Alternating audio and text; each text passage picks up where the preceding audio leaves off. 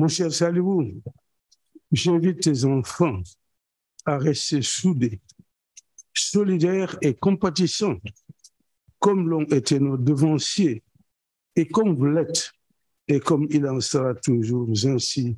C'est ma profonde conviction.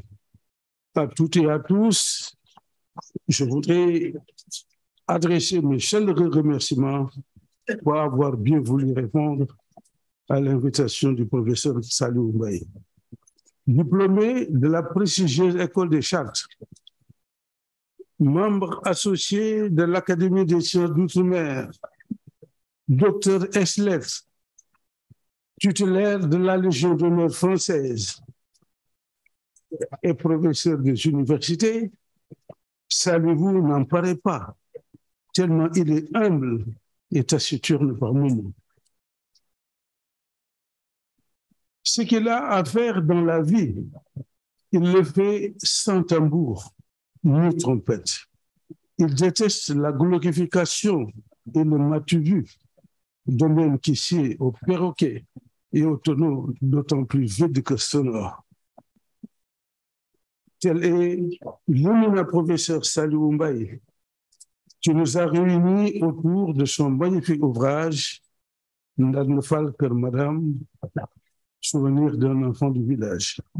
Faut-il rappeler, mesdames, messieurs, Ndande, situé en plein cœur du Cayor, dans le département de Kébémer, région de Louga, était autrefois le lieu de convergence des Tiédo, ces hommes d'honneur et de refus qui ont joué un rôle de premier plan dans l'avènement des damels du Cayor. Les hommes historiques sont Lele Foulifara, Madior Sall Bigué, Makodou Birima, Lat Dior et Demba War Sall, pour ne citer que cela, ont marqué leurs empreintes glorieuses sur les écorces des baobabs millénaires comme une écriture en écus d'oracle. Ndande, avec ses célèbres quartiers d'Arodienne, Diamant, Escale, Grandane, Théour et Rokoudine, comme on l'appelait autrefois, qui se trouve derrière l'école, et à quelques encablures de ces dieux, le sanctuaire de Andoulaye, où reposent de grands hommes de Dieu. Tel est Ndande, avec son décor humain et matériel. Donc, Ndande ne cache pas sa fierté d'avoir été ressuscité par un fils à travers un ouvrage de qualité que fera date dans l'histoire. Ce livre, je le répète, tous les Ndanois, et même par-delà eux, devront se faire le devoir de l'acquérir parce qu'ils y trouveront les merveilles d'un village qui a écrit le concernant de belles pages d'histoire.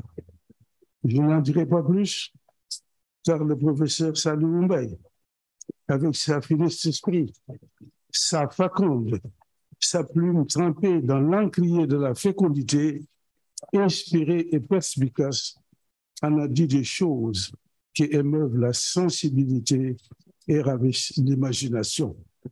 Mesdames et messieurs, la famille de Salihou, ses parents, ses amis et tous ceux qui l'ont connu peuvent se vanter d'avoir en leur sein un homme de cette envergure qui a semé partout sur son chemin les fleurs de l'avenir.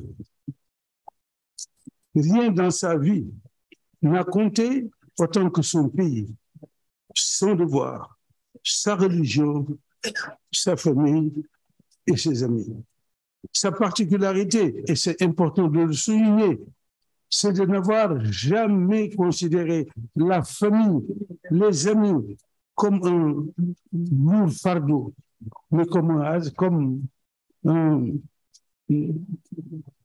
baume, une main pour servir dans ce pays et dans la vie.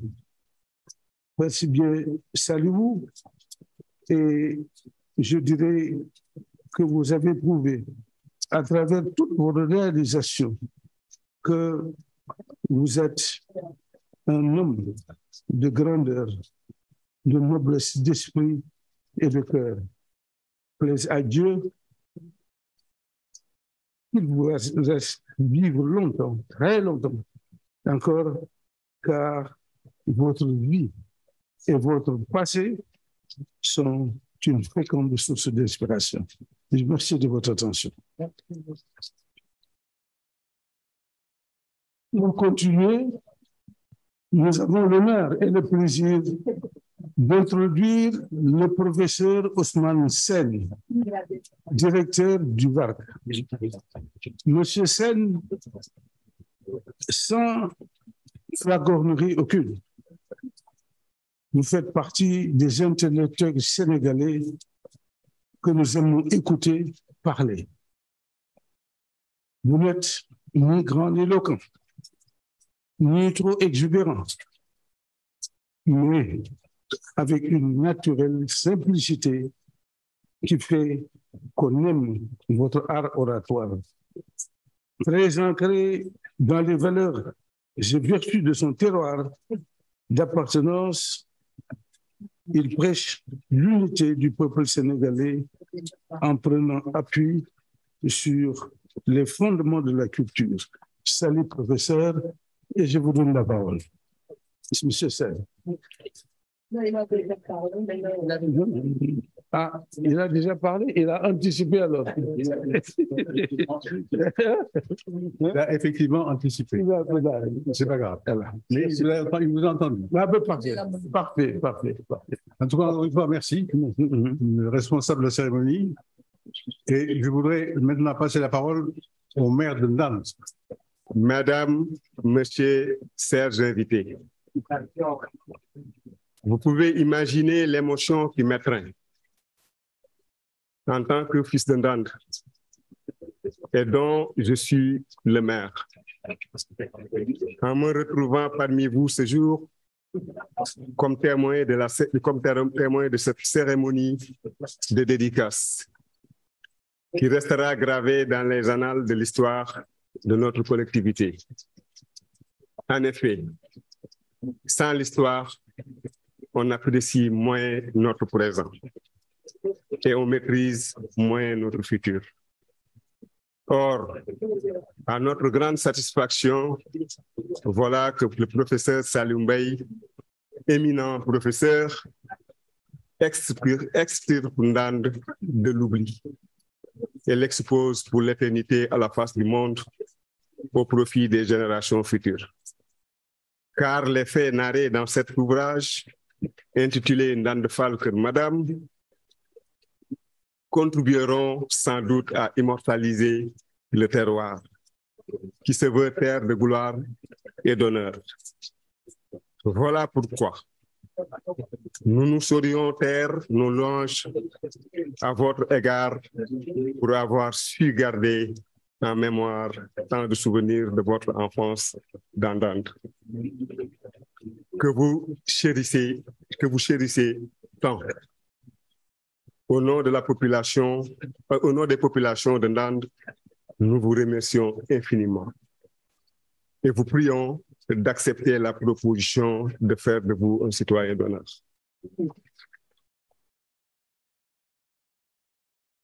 Monsieur Mbaye, vous êtes une fierté. Vous êtes une fierté. Ndande amel na leen njukkal te ñu ngi lay gërëm à travers ma voix. Je vous remercie de votre attention.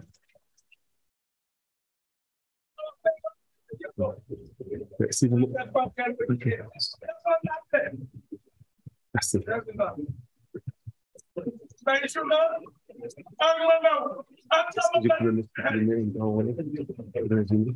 Si vous me le permettez, je le fais.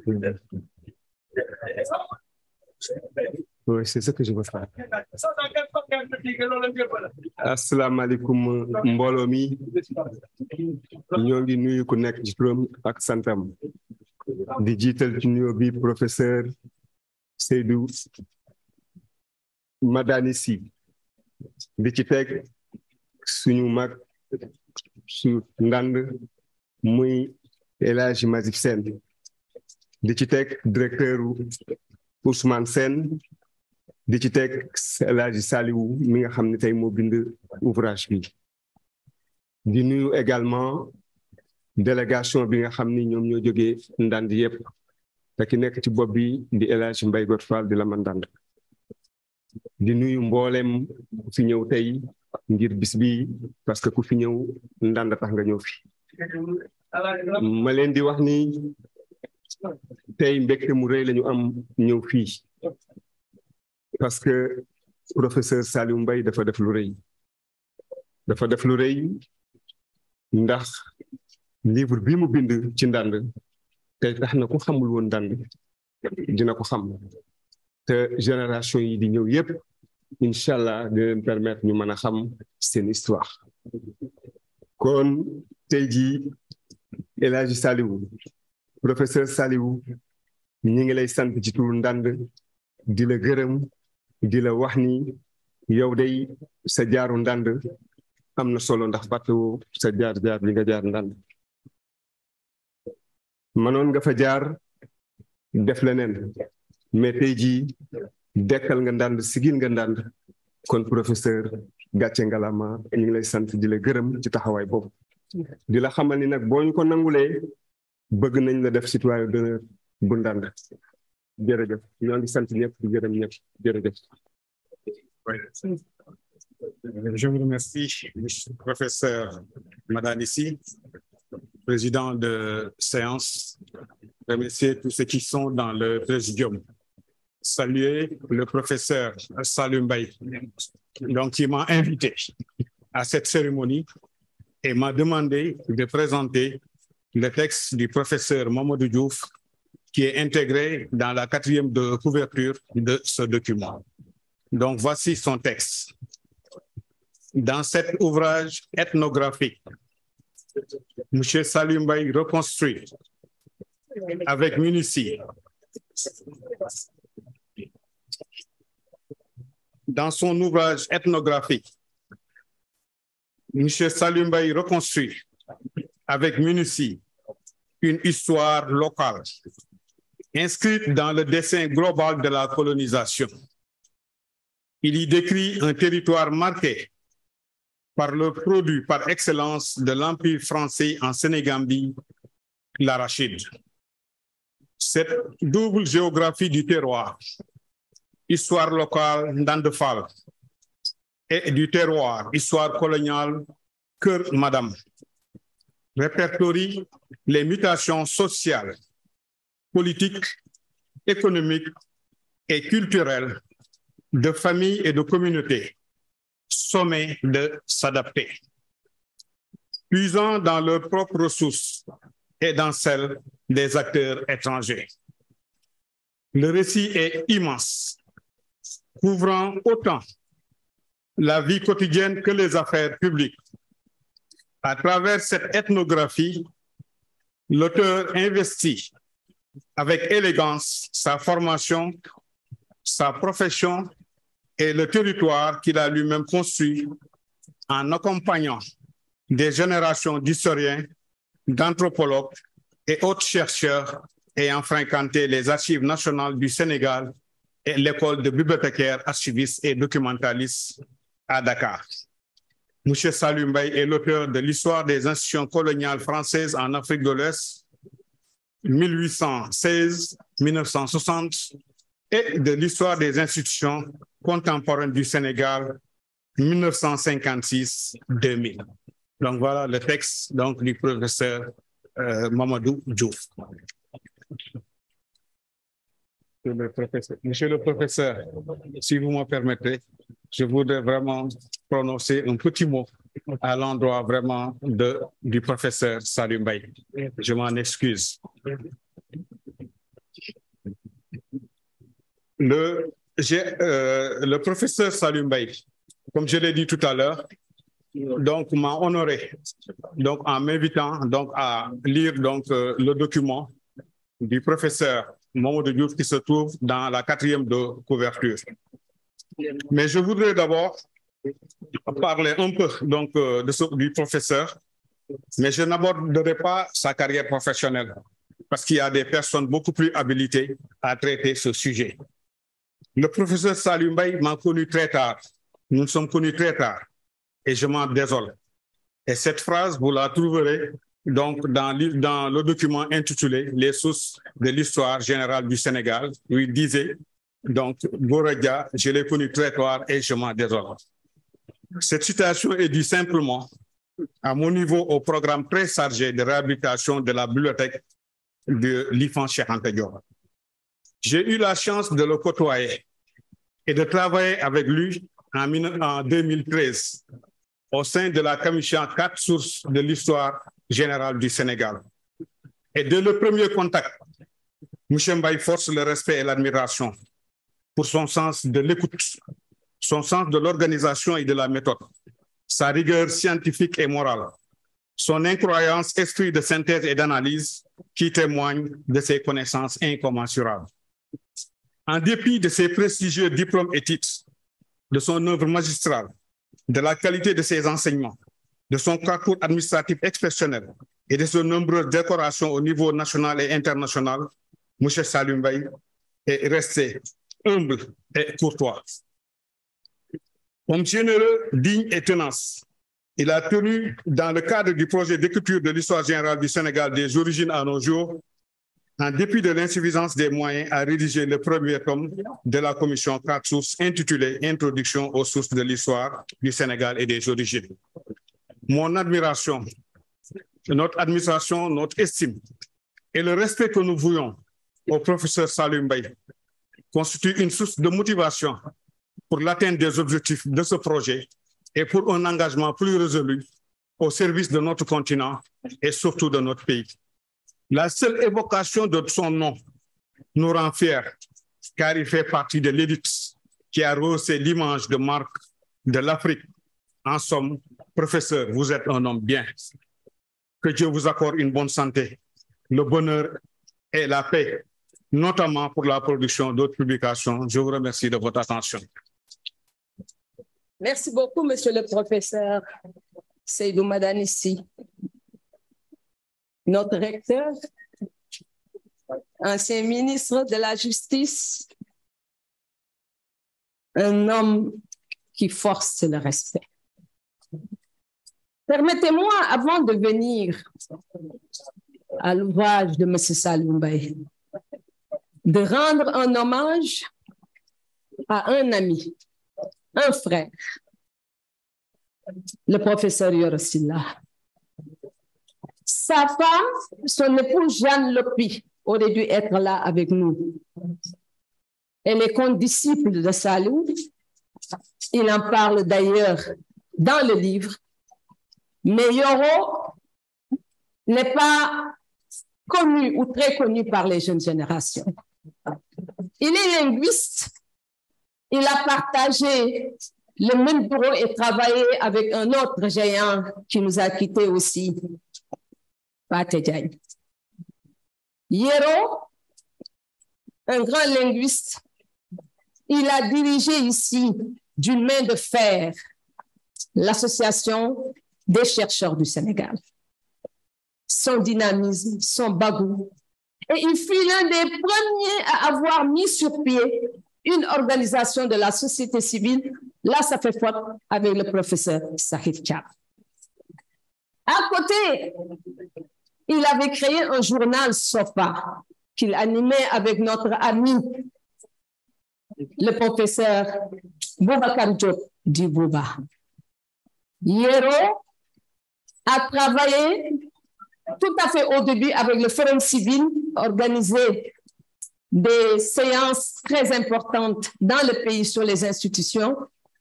Mais on le connaît aussi, Yoro, pour ses relations avec Ampateba.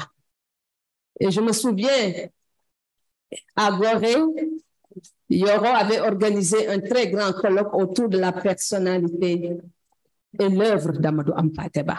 D'ailleurs, c'est l'un des derniers voyages d'Ampateba au Sénégal avant sa disparition. Yoro était un géant, malheureusement peu connu par les jeunes générations.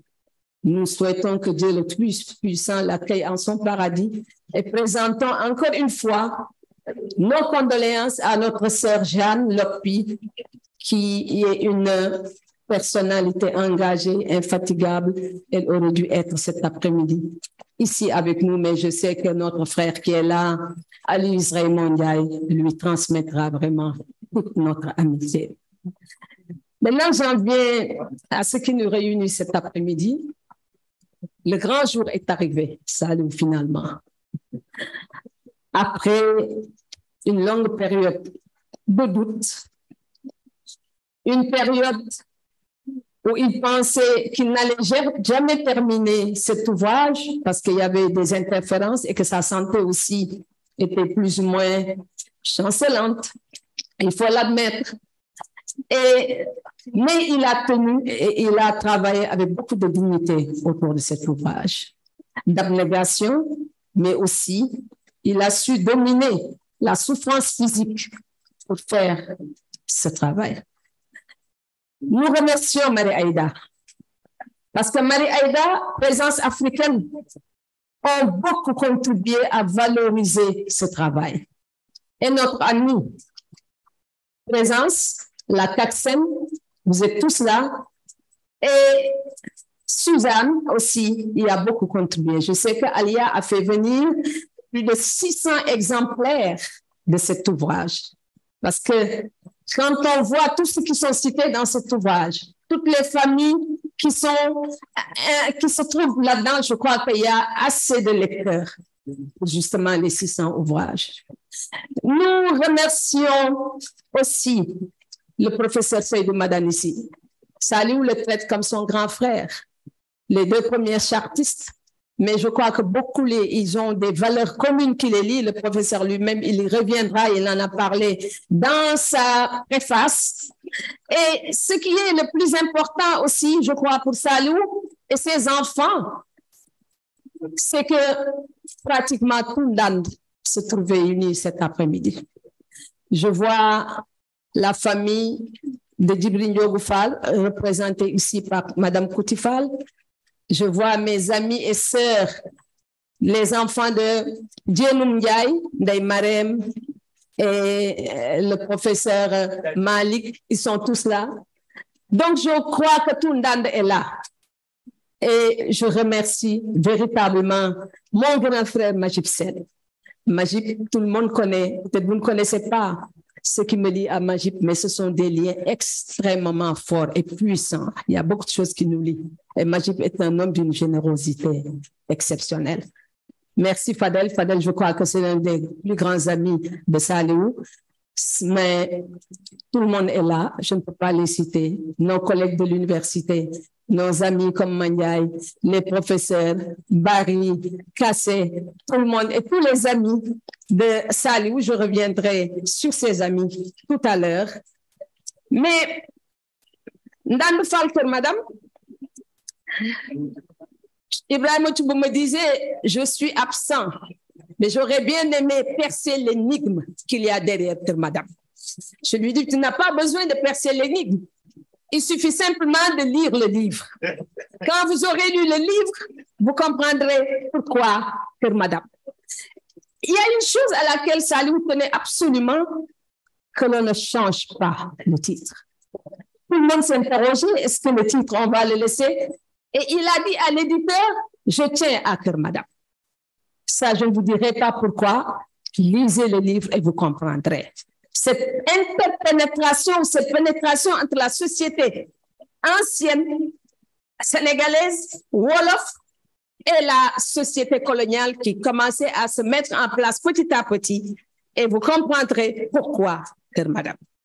Si je devais décerner un titre à Saliou à partir de cet ouvrage, j'ai hésité entre la manne de la mémoire, la manne de la pensée, mais j'ai opté définitivement pour la manne de la mémoire, parce que c'est un homme qui a travaillé sur la mémoire. C'est lui qui a proposé le concept de mémoire partagée pour ce qui concerne les archives à la fois coloniales et les archives qui sont émanations de nos propres institutions et de notre propre société. Il a évoqué véritablement ce titre. Donc, l'amende de la mémoire, en relation aussi avec tous les lieux de mémoire qu'il a cités dans l'ouvrage et le symbole de ces lieux de mémoire. Majib en parlait tout à l'heure, c'est le puits de Kalom. sur lequel je reviendrai aussi très rapidement.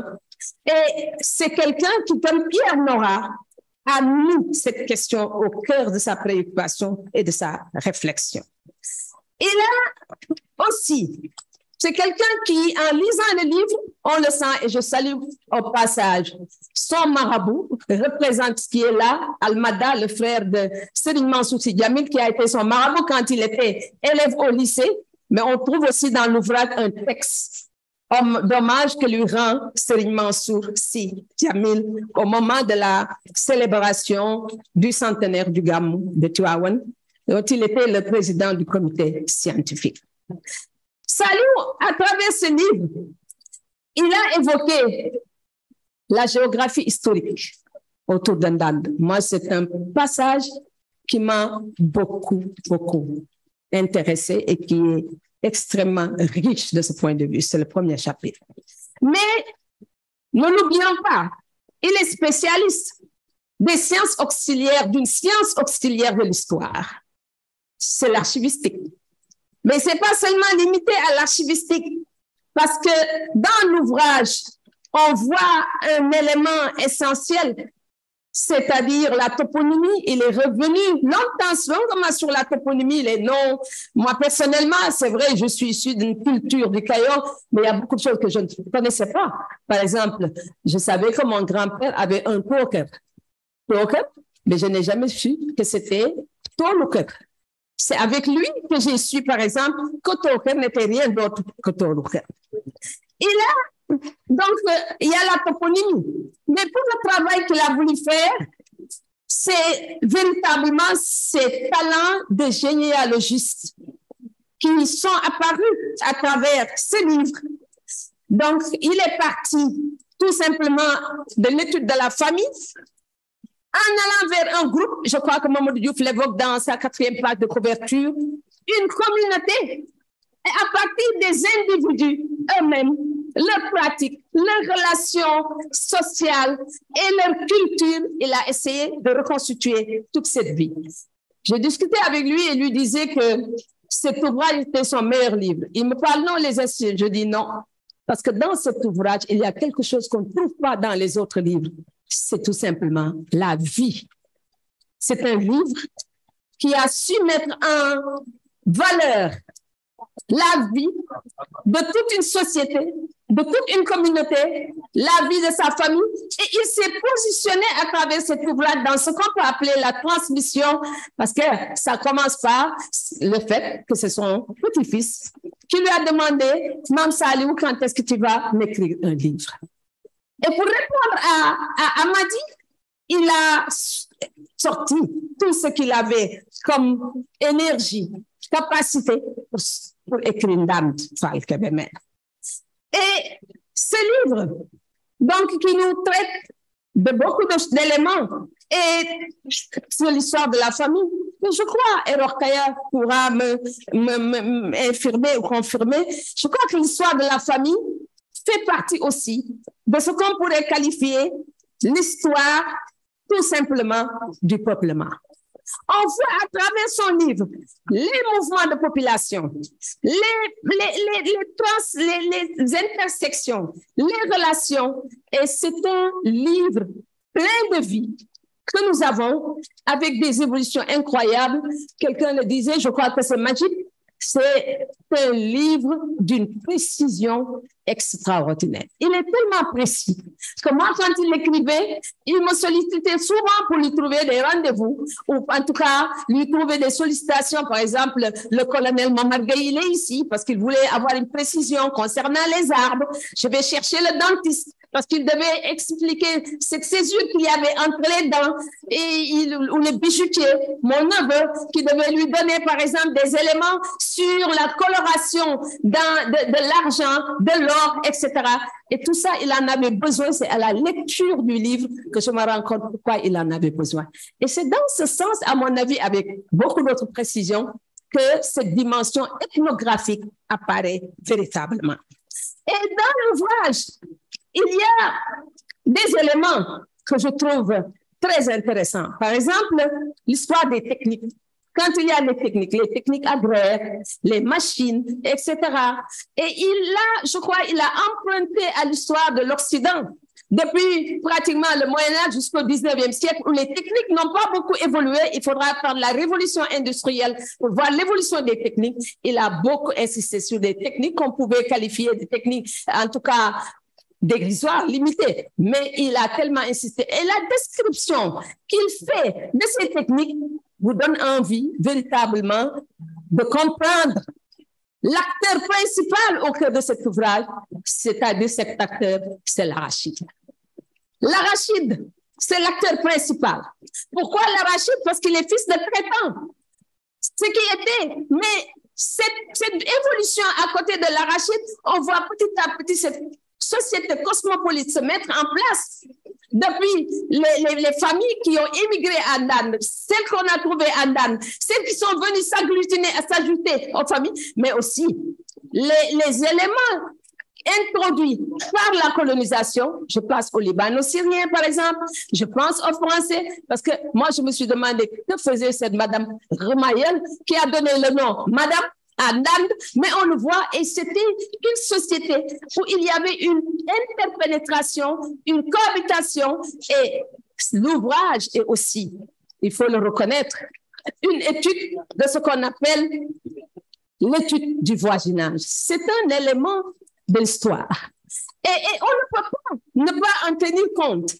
Et dans l'ouvrage, quelque chose qui m'a beaucoup fasciné, c'est l'évolution des transports et de la communication.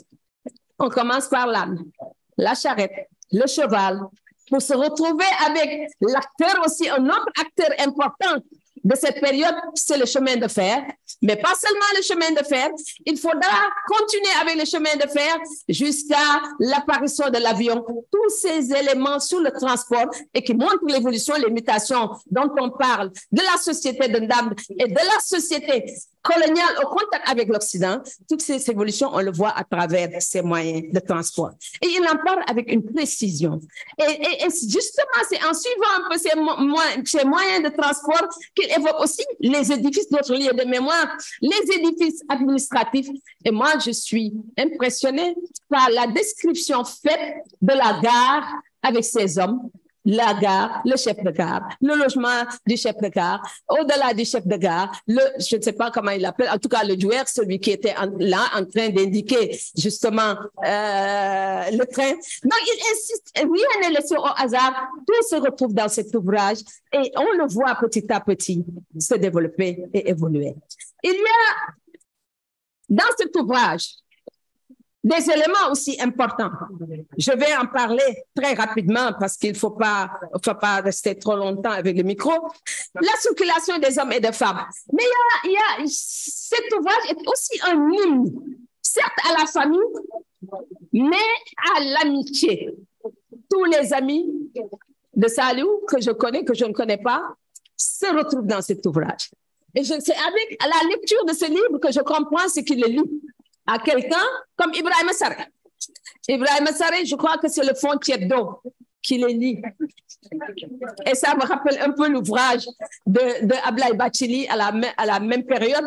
C'est-à-dire Ibrahima Sarré, le refus de l'école coranique, le fait de ne pas vraiment devenir un musulman. Il le deviendra, mais beaucoup plus tardivement, avec son entrée et son amour du Gamou. Je crois qu'il a un amour extraordinaire du Gamou, très rapidement. Donc, ses amis, Ibrahima Sarré. Mais après Ibrahima Sarré, je citerai Sangone Sall. Et ce que j'ai trouvé chez Sangone, vous voyez un élève qui va à l'école et qui se retrouve encadré par toute une cour pour l'accompagner à l'école. Et cette image de Sangone me fait penser à Samba Souna Fall, qui quand il allait à la prière de l'Aïd, venant de son Rokobusseau de Samba Souna, pas notre Rokobusseau à nous, Samba Souna, il montait sur son cheval caparaçonné avec les tamans qui étaient là pour l'encadrer et nous courions derrière son cheval. C'est comme ça que Samba Souna allait. Et ça c'est à ça que me renvoie l'image de Sangone Sall. Ensuite, il y a l'autre ami, le Sassouman, qu'on entendra tout à l'heure, Babacar Faye. c'est lui, l'adepte des booms, des balles, c'est le compagnon justement, un peu quand il entrait dans la modernité avec son rôle de sa place de jeune venu de Saint-Louis, commençait à s'ouvrir à la nouvelle civilisation. Donc, je dis que Babacar et le Sassoumane. En fait, je termine parce que je ne peux pas citer tous les amis. Je termine par celui que je considère comme ce que disait Sembène Ousmane, l'aîné des anciens. L'aîné des anciens, ça l'a dit Mbacké Sène. Ils sont tous là cet après-midi. Mais pas seulement. Il y a des personnalités dans le livre, on les voit, qui comptent beaucoup pour lui. Parmi ces personnalités, naturellement, son oncle Ousmane Thiam et toute la famille Thiam. Mais à côté de son oncle Ousmane Thiam, on peut parler de son autre oncle Ifra Diallo, mais aussi Omar Kane, le professeur Omar Kane. Il l'a beaucoup évoqué dans le livre. Ils ont un lien particulier avec Omar Kane, mais toute la famille Tidiane, depuis Serigne Babacar Sy, en pensant par Seydi Djamil, Moustapha Sy Djamil, ses enfants, etc. Ça, c'est le côté Tivaouane et l'intégration dans la religion musulmane. Mais un aspect que vous allez découvrir dans l'ouvrage aussi, c'est son intérêt pour le dialogue interreligieux. Je crois que le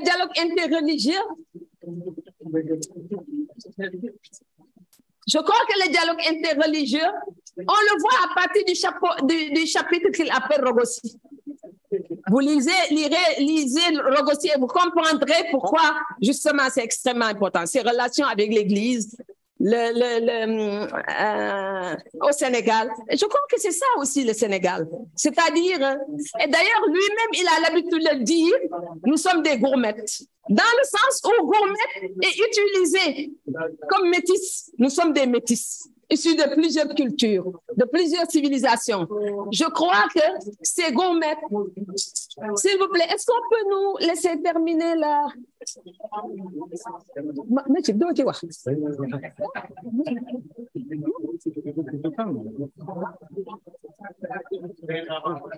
Comme ça, je me repose un peu.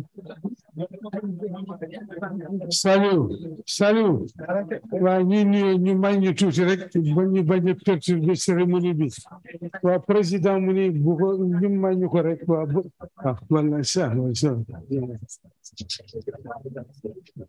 Donc, je vais bientôt terminer, moi. Alors, cet ouvrage, à mon avis, donc il y a les pratiques, le dialogue interreligieux qui est évoqué, et énormément de choses, c'est-à-dire il y a un foisonnement d'informations, de vie. Mais il y a des personnages que je trouve, c'est toute une panoplie de personnages. Et parmi les personnages, on peut citer Ndartegay. Mais je suis frappée par cet aveugle aussi qui s'appelle Diop. Mais j'ai ma préférée dans l'ouvrage. Ma préférée, elle s'appelle Koumba Taïba. Koumba Taïba, c'est à la page 101. Et cette Koumba Taïba est une femme qui avait quitté son village natal de Taïba pour se retrouver à Dakar, à l'aventure, connaître la ville, attirée par la ville. Mais Koumba Taïba, quand il y a eu les bombardements de Dakar, et on a connu une période, et ça me fait penser à ce qui se passe aujourd'hui, il y a les bombardements de Dakar, il y a eu, les Français avaient décidé d'évacuer la population de Dakar vers l'intérieur. Cette femme a voyagé sur le marchepied du train de Dakar à Ndande. Arrivée à Ndande, elle s'est retrouvée fatiguée, et elle est restée à Ndande, s'est installée à Ndande, a eu une famille à Ndande, et c'est cette Koumba Taïba, pour moi, représente la volonté de la femme sénégalaise, sa recherche de la liberté, mais aussi le fait de se faire toute seule. Je trouve cette femme extraordinaire dans l'ouvrage. Alors, Koumba Taïba, pour moi, elle est ma préférée. Toute la famille, évidemment. Et je termine en disant que cet ouvrage, une reconstitution biographique, mais aussi les configurations, une reconstitution des configurations relationnelles et l'analyse des réseaux ou plusieurs réseaux de personnages. Il y a la dynamique migratoire, la dynamique parentale, familiale, voire généalogique, C'est ce que les historiens appellent faire de la micro-histoire. Ou si vous voulez, en vous référant à l'école des annales, faire tout simplement une histoire de la quotidienneté. Il y a certainement, au-delà des liens familiaux dans l'ouvrage, les liens professionnels, les liens du voisinage, je les avais soulevés, mais aussi les représentations culturelles de la famille, de son rôle économique, son père le traitant avec tous les autres traitants et les relations justement, mais aussi un aspect intéressant qu'il faudra découvrir, comment la vie des traitants s'est un peu effondrée au lendemain de l'indépendance du Sénégal avec justement l'épisode Mamadou Dia qu'il a bien relaté dans le texte. Donc il y a les alliances. La question des alliances, les stratégies matrimoniales, même les systèmes d'héritage, tout se retrouve dans le texte. C'est une description exceptionnelle. Nous devons le reconnaître. Le maire l'a dit, tout le monde l'a dit. Mais c'est vrai, le chemin de fer était tout. Les gares et les filles ont reconstitué plusieurs gares de Dakar à Ndande. Toutes les gares, si vous regardez sous les arbres, il y a justement toutes les gares de Dakar à Ndande. C'était ça la vie. L'intérieur du pays n'était pas du tout dégarni, au contraire, toute la vie se passait à l'intérieur du pays. Et il y a eu justement cette trilogie qu'il a eu à décrire, Mamadou Kébé, Mamadou Saré, Mamadou Mbaye, donc les trois grands traitants de Ndande. Et les grands traitants de Ndande, on voit leur famille évoluer, ils sont toujours ensemble. Et c'est ça, l'Arachide aussi, a créé cette relation entre les différentes familles de Ndande. Vous savez, l'arachide est un aspect extrêmement important de notre vie. Il a insisté sur ça. Ce n'est pas pour rien que Coppens ait écrit les marabouts de l'arachide, parce que l'arachide, c'est le Sénégal, c'est la culture aussi sénégalaise. Je terminerai simplement par évoquer l'épilogue. Dans l'épilogue, il a parlé des tauliers de la République. Et c'est très important. Malheureusement, c'est le dernier. Et Momar Koumba Diop me disait que le prochain livre de Saliou doit porter sur les tauliers de la République. Ce sont ces jeunes cadres qui ont fait l'administration, la République, la modernité. Il en a donné des exemples et je crois que M. Ndiaye est là, assis, et tant d'autres. Et je crois que ce chapitre est un chapitre important. Même lui, s'il ne peut pas le faire, il faut que d'autres s'en saisissent pour écrire l'histoire justement des tauliers de la République. Je remercie tout le monde et je remercie particulièrement les enfants de Saliou. Ce sont mes enfants et ce matin, j'ai eu la grande surprise d'avoir reçu chez moi un magnifique bouquet de fleurs. Merci à Ngouda, à ses sœurs et frères. Je vous remercie pour votre, en tout cas, amour pour moi. Merci beaucoup. Merci.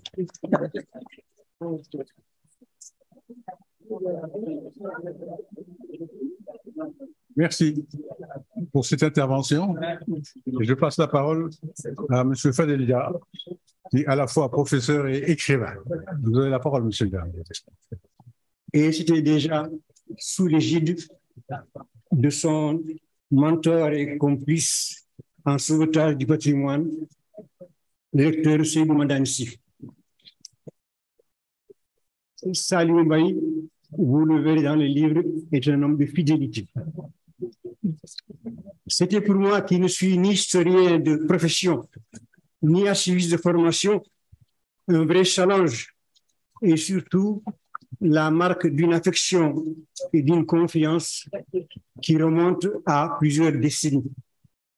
Aussi, lorsqu'il y a quelques mois, Saliou Mbaye m'a appelé pour me dire qu'il avait un nouvel ouvrage sous presse aux prestigieuses éditions Présence africaine. Et je salue la présence de Maria Diop parce que sans elle, tous nos efforts sont souvent perdus. Donc, sous presse à Présence africaine, et qu'il souhaitait que je participe à nouveau à sa présentation, j'ai éprouvé un énorme plaisir parce que c'était pour moi le signe qu'il avait apprécié ma précédente prestation.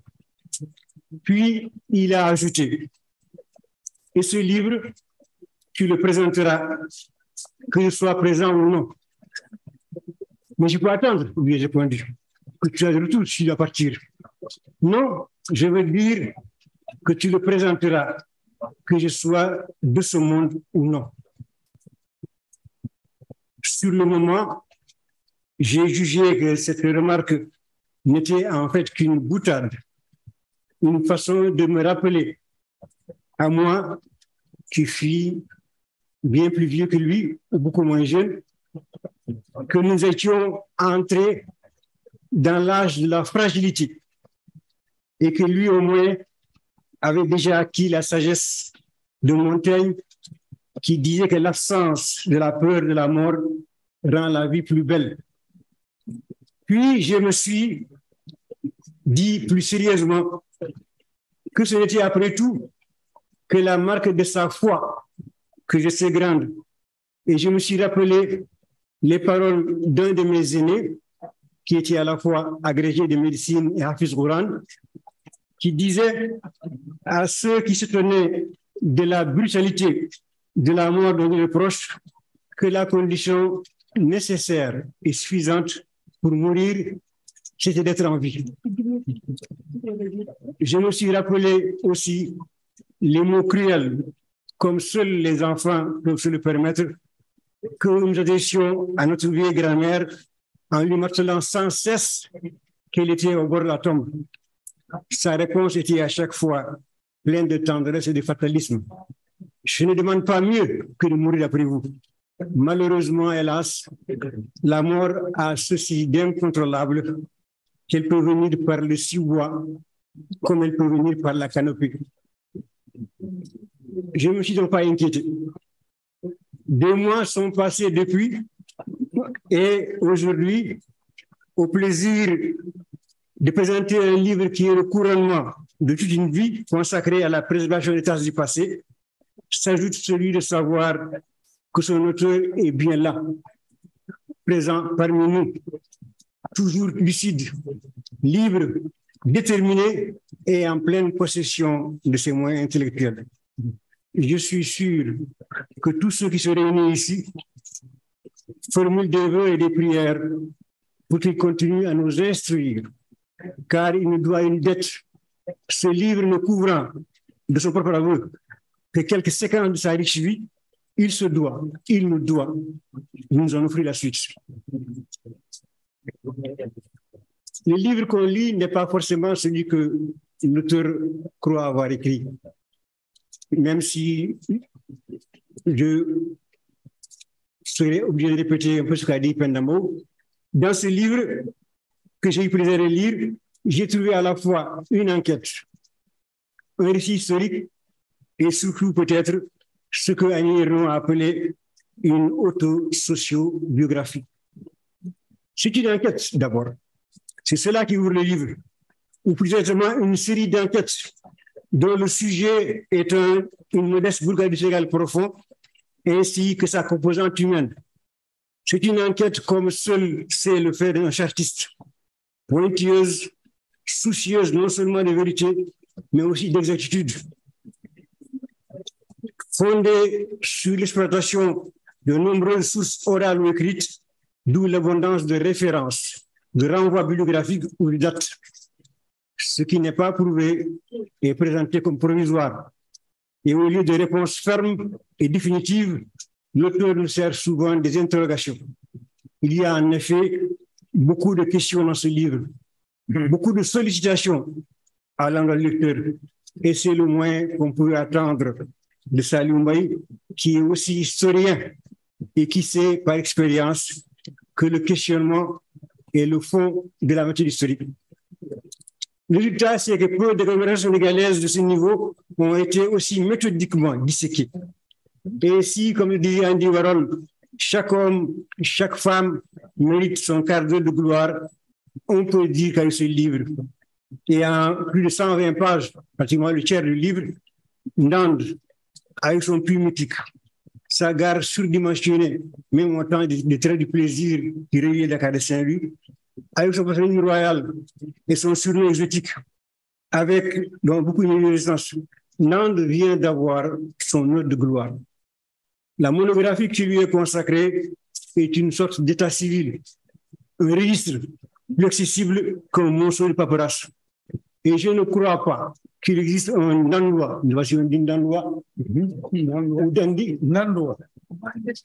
Nandois de Suisse, et j'ai le plaisir d'avoir parmi eux deux de mes anciens élèves, dont l'un d'entre eux m'a glissé doucement mon alarba, le connaît un samedi. Je crois qu'il y a un Nandois de Suisse qui ne trouverait pas de traces de ses racines. C'est d'autant plus émouvant que par ce livre, l'auteur se révèle être un généalogiste qui prolonge en quelque sorte la vie de nombreux anonymes dont l'histoire ne retiendrait pas les traces. J'espère que ceux dont les familles sont évoquées ici, avec leur origine sociale, leur parcours, leur succès et quelquefois leur échec, avec l'énumération quasi exhaustive de leurs membres, des membres de leur lignée, ce qui est souvent chez nous un tabou dans une société où on se compte souvent en bout de bois, que cela comprendra que l'objectif de ce mini-exercice est de donner à chacun la place qui lui revient dans la construction de la cité. Ce serait en revanche heureux qu'il puisse répondre à l'invitation de Salim Mbaye qui souhaite que d'autres, plus jeunes, je cite, prennent la plume pour compléter et enrichir son travail. Entreprise difficile à conduire, ne serait-ce que parce que le contexte social et culturel a fondamentalement changé. Si Salim Mbaye a pu connaître aussi intimement ses contemporains, c'était parce que chaque maison de Ndande était un peu la sienne. Chaque adulte était un second père, une seconde mère pour le jeune enfant qu'il était.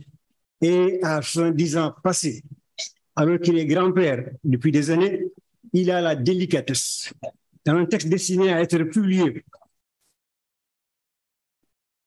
à accoler la mention tante aux anciennes amies de sa mère, aux anciennes voisines, alors qu'aujourd'hui, les jeunes, quand ils sont bien élevés, se contentent de vous désigner sous le nom de vieux ou de merbi, et que dans nos quartiers, on ne connaît pas souvent la composition de la famille qui habite à quelques pâtés de maison, sauf si c'est la maison d'un footballeur, d'un lutteur ou d'un musicien.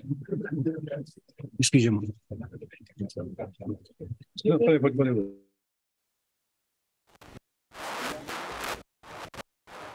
Ce livre est aussi, et sur un deuxième intérêt, un récit historique. Dans le cadre géographique de titre. Il nous conte l'histoire d'un monde que les mondes frontants n'ont pas connu. Un monde colonial à bout de souffle, après plusieurs siècles d'exploitation.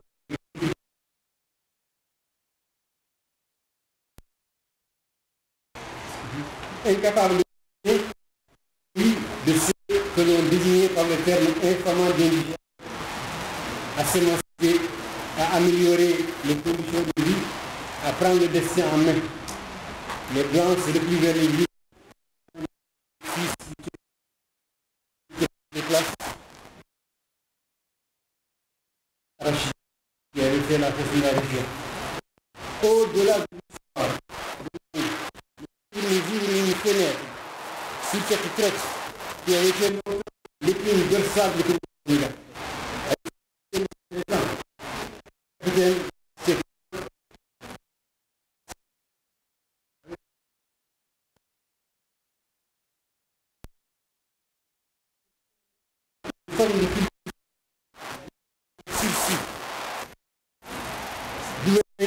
Par la solidarité, celle qui unit les membres d'une même famille et celle qui unit les nantis et les plus démunis, qui cultive la parenté à plaisanterie, qui pratique la réconciliation des handicapés et la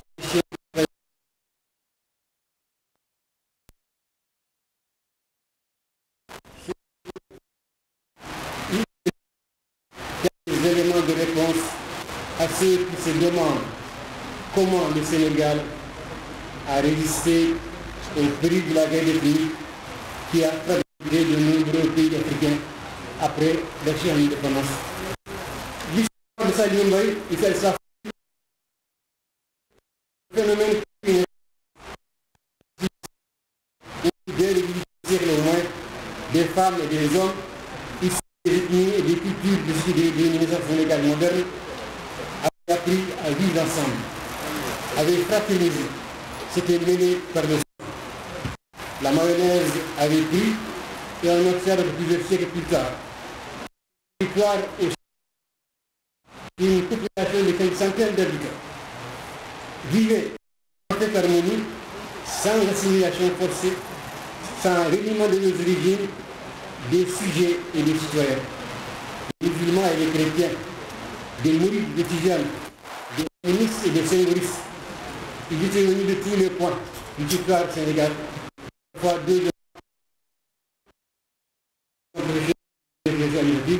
Une par accident, comme cette communauté mondiale de cité Pénomou, que le gouvernement de l'AOF, par les forces gaullistes, avait chassé de Dakar et qui était devenu un membre apparent de la famille Saloum.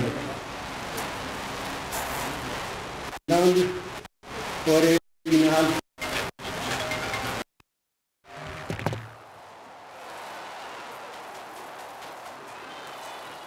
Le terrain était apparemment propice à la fraternisation, puisqu'un land bien avant la période coloniale avait été une halte pour des Sérères qui avaient fui le Fouta après l'invasion du pays par les Peuls sans même prendre le temps d'emporter les bijoux. Le lieu avait été aussi plus tard une terre d'asile pour les Gaïs dépossédés du pouvoir du Bundu où ils exerçaient l'autorité. Pour assurer ces Gaïs-là, je leur dirais que les souvenirs ne sont pas perdus dans les pays d'origine, comme la pièce de ces vieux préserves poulards que l'on a cité jadis, creusés c'était à l'effort et qui est depuis quelques années. Dibino de Makadjama, Kano de Hamadidin, Savadani Horemakana Wankadim. Ce que je pourrais traduire en remettant à l'usage de ceux qui sont plus familiers à l'histoire de l'Union Sénégal, parce que le Fouta, parce que être né à Yakaou et réfugié d'Amel, qui sera le sert à rien si vous venez considérer vous-même. Et il y a des côtés folles de Grandan, du Kongor, dans le côté mine porté par le village, le côté de Gil d'Arifal, le pays de la Dior, et tout dans la même coloniale, tous les côtés mine du côté sénégalais. Mandin, Gambara, Soniki, de Sissé, de Dramé, de Camara et de Paul, que je préfère à toute l'heure utiliser pour fabriquer. Le bas, les cannes, les Fajor, les sauts, de scène. L'insigne de ce livre, celui qui justifie son existence et couvre la moitié de ses pages, c'est qu'il est, comme il l'indique, les récits de l'aventure personnelle d'un enfant littéraire et de celle de sa famille. Les détails sont nombreux, au point qu'il serait intéressant de savoir le nom des parents et d'amis de l'un de ses pages. On peut saluer l'excellente mémoire de l'auteur, mais je suppose qu'en réalité, il n'y a pas été difficile de faire revivre le vieux monde de son enfance, parce que le passé, ce n'est pas seulement ce qui est derrière nous, c'est ce que nous connaissons le mieux, mieux que le présent, sur lequel nous manquons de recul, mieux que l'avenir qui est incertain. Pourtant, malgré l'exploitation qu'il fait des sources écrites auxquelles il est familier, ce que je retiens personnellement, c'est que plutôt que de chercher à restituer la vérité vraie, d'ailleurs, peut-on jamais dire la vérité de son enfance, il s'est d'abord attaché à rester fidèle à son enfance. Il ne parle pas de lui, mais de l'enfant qu'il avait été. Et ce faisant, il peut se permettre de faire de l'ombre aux mauvais souvenirs, avec juste raison, car le passé, c'est aussi ce qui s'est bien passé.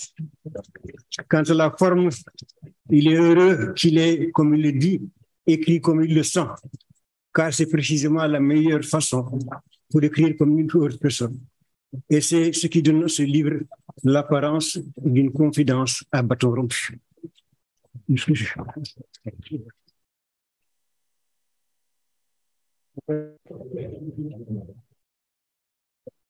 Au total, donc, analysant les trois composantes exposées ci-dessus, on peut dire que ce livre satisfait, à mon point de vue, trois objectifs. Le premier, ce qui répond à la demande de celui pour lequel il avait été écrit et à ses émules.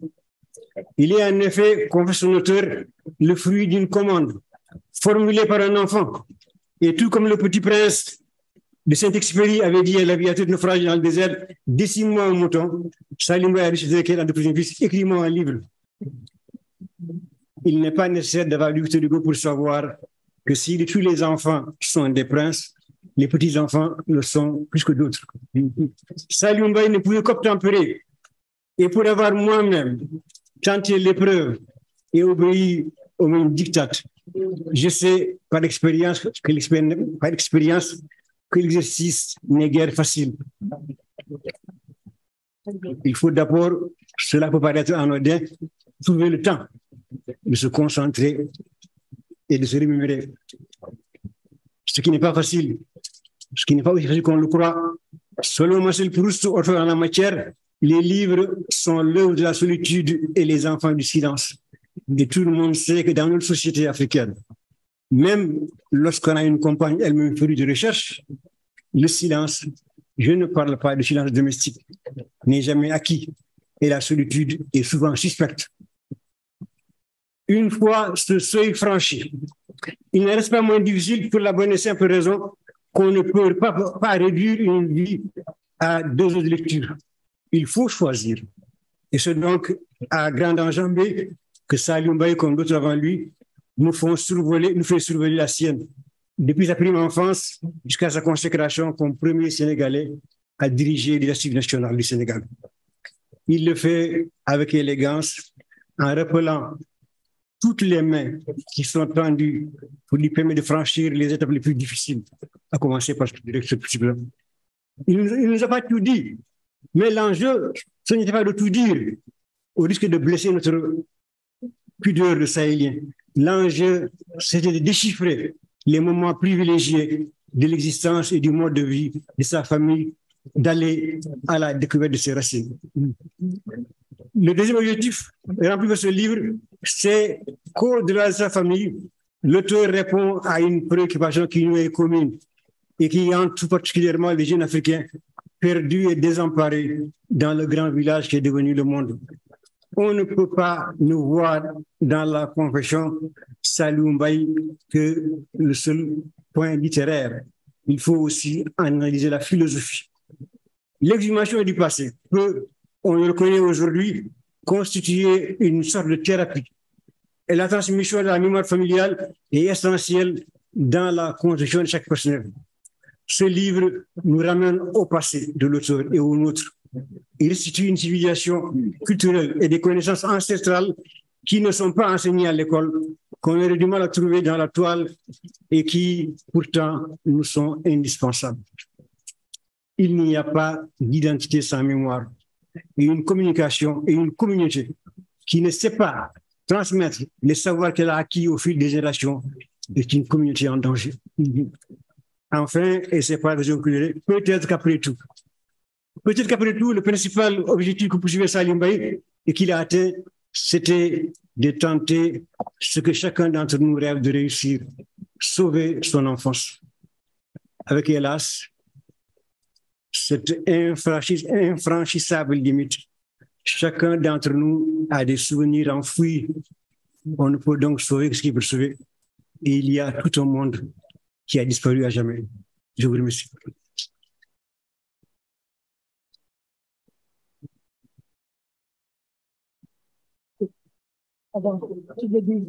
Oui, merci.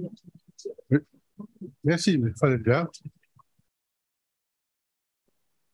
Après les quelques propos que vous avez entendus, le programme avait prévu que je puisse intervenir moi-même.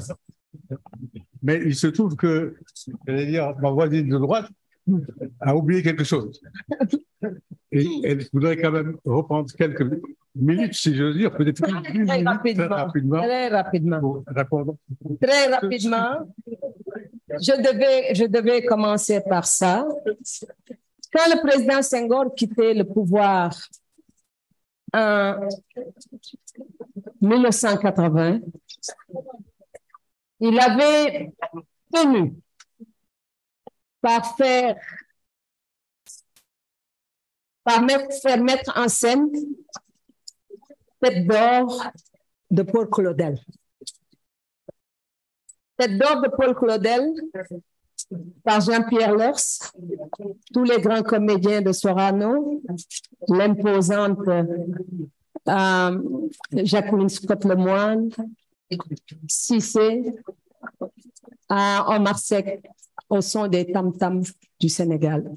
Une représentation exceptionnelle. Et quand je suis sortie, évidemment présidée par le président Poète, je me suis dit, voici le testament politique de Senghor. Si je l'évoque, c'est parce qu'on peut aussi considérer au même titre que cette mise en scène, cet ouvrage comme le testament de Saliou Mbaye, à plusieurs niveaux, pas seulement un livre mémoire autobiographique, mais un véritable testament. C'est un homme de culture, un homme ouvert sur le reste du monde, et c'est ce que je voulais évoquer. Il y a aussi le fait que je suis impressionnée par les noms, les prénoms, qui ont tendance à disparaître de notre vie. Je disais tout à l'heure au professeur Kassé que j'ai vu quelqu'un qui s'appelle Moutoufa dans le livre, d'autres noms, que nous avons tendance, peut-être ne serait-ce que de ce point de vue, ce livre est intéressant parce qu'il évoque ce qui nous est propre, ce que nous avons obtenu avant les fonds d'acculturation qui nous sont venus d'ailleurs. Merci, voilà ce que je voulais simplement ajouter. Merci pour cette fin d'intervention, si j'ose dire. Alors, il me revient maintenant, en tant que préfacier, de rappeler quelques mots et quelques éléments qui me paraissent importants concernant Saliou Mbaye. En effet, Saliou Mbaye et moi ne sommes pas du même terroir. Je ne suis pas de Ndande. Ma famille est originaire de Podor. Mon grand-père paternel, le capitaine Molo Racine Sy, a fait sa carrière au Soudan avec le colonisateur de l'époque. Mon père a travaillé à la Nosoko comme cadre africain de cette maison coloniale installée à Dakar jusqu'à son décès en 1940.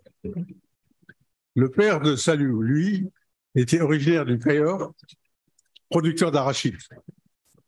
Amadou Mbaye s'est installé à Nantes comme traitant chez Vésia, autre compagnie coloniale. Mais ce que nous avons en commun, c'est le territoire des sciences auxiliaires de l'histoire, parmi lesquelles l'archivistique, dont Saliou est un maître. Lui et moi-même sommes tous deux produits de l'école des Chartes, qui se trouve à Paris. J'ai en effet rencontré Saliou Mbaye pour la première fois en 1967 sur recommandation de mon confrère et ami Jean-François Morel, responsable des archives alors qu'il se destinait à la dite école. Depuis lors, nous avons cheminé ensemble. J'ai suivi avec intérêt et encouragement constant sa carrière à la direction des archives du Sénégal, qu'il a marqué d'une carrière à la direction des archives du Sénégal, qu'il a marqué, d'une empreinte indélébile, près de 30 ans. J'ai été président du jury de sa thèse de doctorat d'État et eu l'honneur de présider le comité scientifique des cérémonies commémoratives de la célébration du centenaire de la création de la WEF, organisée à son initiative. En toute occasion et à tout lieu, il m'a donné que des raisons de me réjouir de son sérieux, de son engagement au travail et de son professionnalisme. Le tout enrobé de gentillesse et de courtoisie. En tant que grand frère et confrère, je lui porte beaucoup d'amitié et d'affection. En 2012, j'ai eu à préfacer son livre sur l'histoire des institutions contemporaines du Sénégal, 1956-2000. J'ai l'honneur et le plaisir de rédiger la préface de celui-ci. Cet ouvrage, Ndande Fall, Cœur Madame, souvenir d'un enfant du terroir, au-delà de son caractère de récit autobiographique, est le fruit d'un travail scientifique historique combinant les sciences de l'archivistique, de l'onomastique de la généalogie, de la linguistique et de la géographie historique.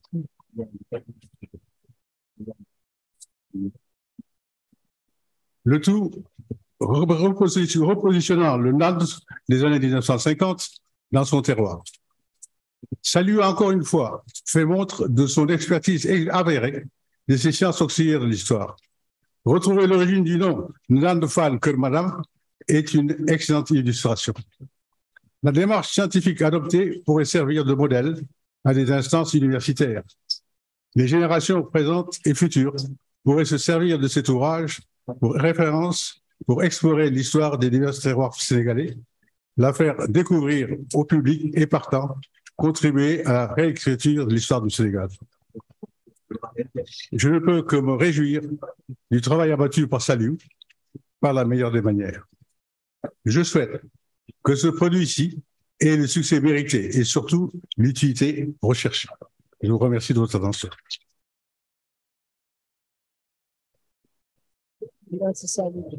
Alors, en principe, avant d'aborder la deuxième partie de cette réunion, je suis censé donner la parole à l'intéressé, si j'ose dire.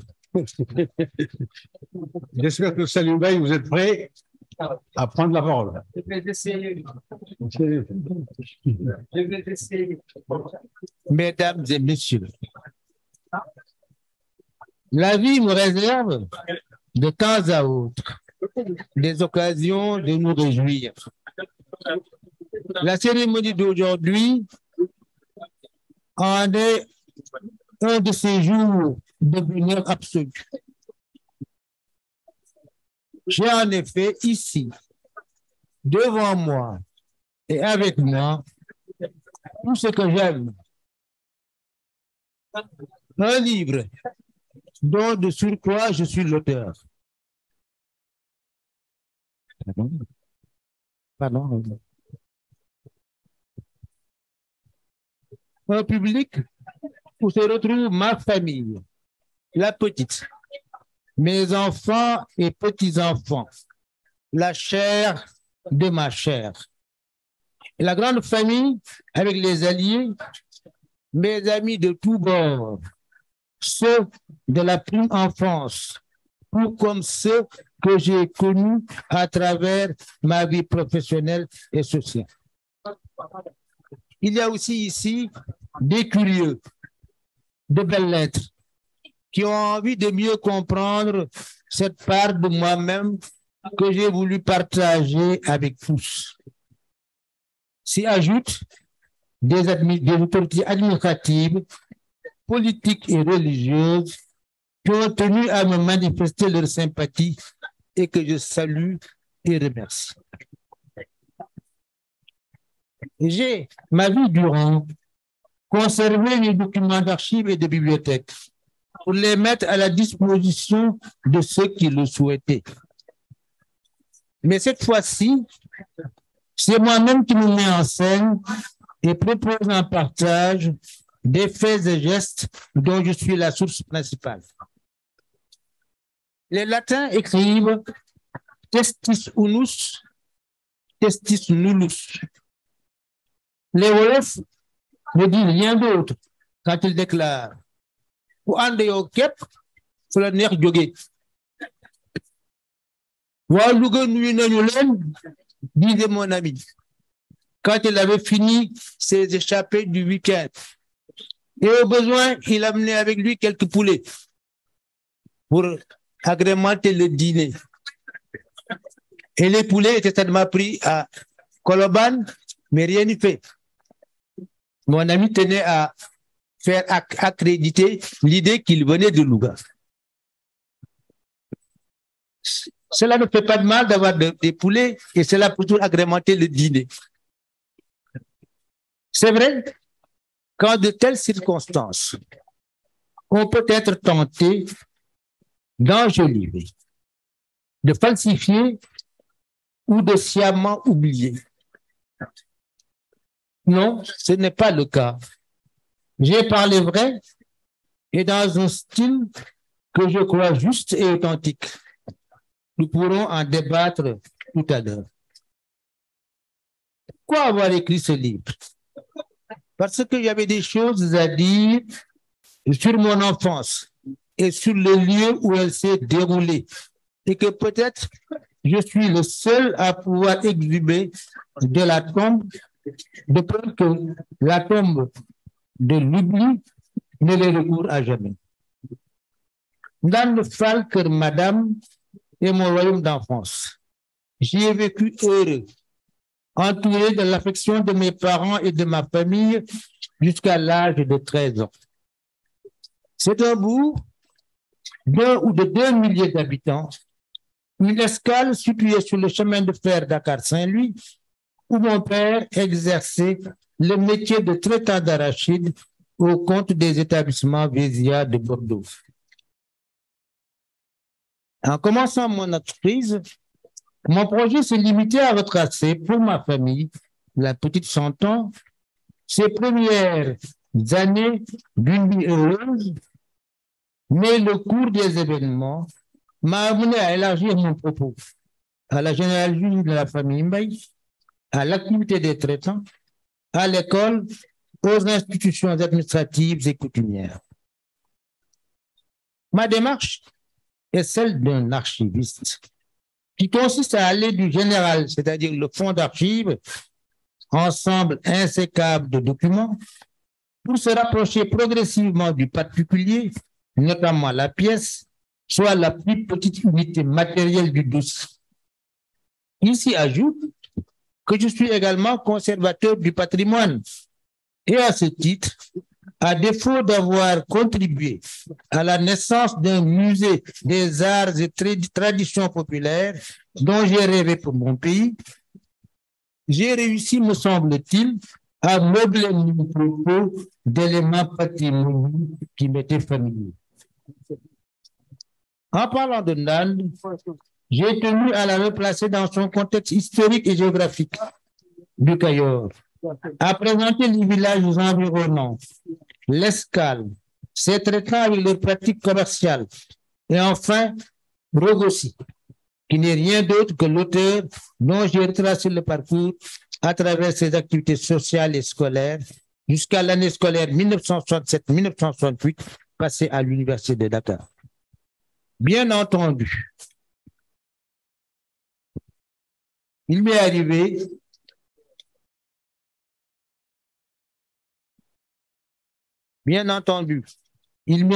d'enjamber le temps pour évoquer les séquences d'une vie toute proche.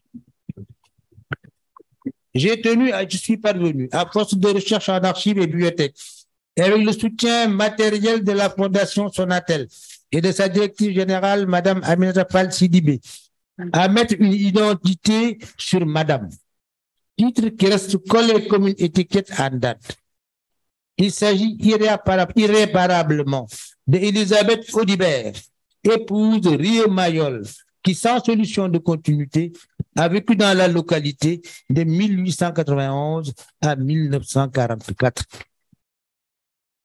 C'est l'occasion pour moi de remercier mon amie Madeleine Deves-Senghor, qui, avec sa gentillesse naturelle, m'a permis de rencontrer les familles Audibert, Rio Mayol et Engrand, dont les représentants sont encore présents à Dakar.